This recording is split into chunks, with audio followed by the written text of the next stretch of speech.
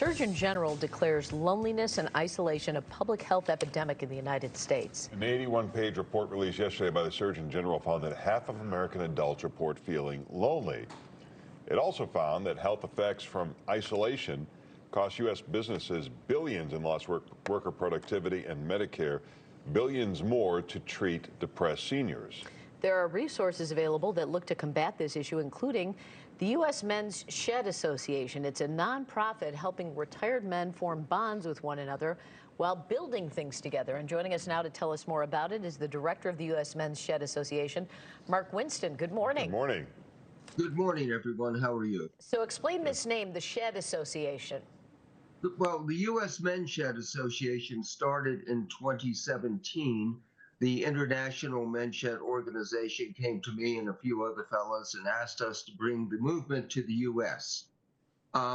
Men, as they retire and after they retire, find that they've lost their social connections with other people, other friends, and so forth. And it starts to, they start to decline a little bit because they become lonely, they become socially isolated. The Men's Shed Association wants to remedy that. And I've seen it change lives in the past, and that's why I'm committed to spreading the word all across the U.S. Why do men need something to do to get together and talk to each other and bond?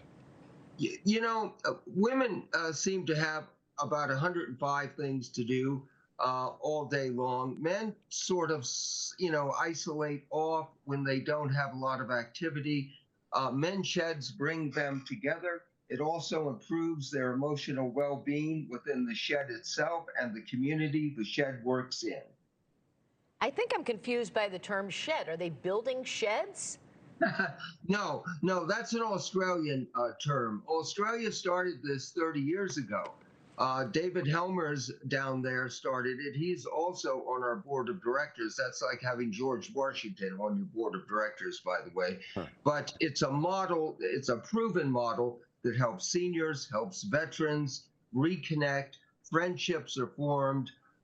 It's amazing the difference after people are participating in sheds. And I would imagine that maybe men feel better not even talking to each other. Maybe they just sit there and build in silence. Do you find that that's often the case? You know, they don't have to build. They can do volunteer work. They can hang out and have a cup of coffee. Some sheds are, for building. Some sheds are for working with the communities.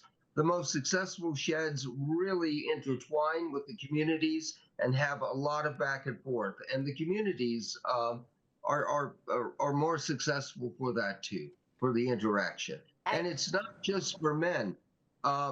20% of the sheds internationally have been started by women, and women are big movers to get men to join sheds.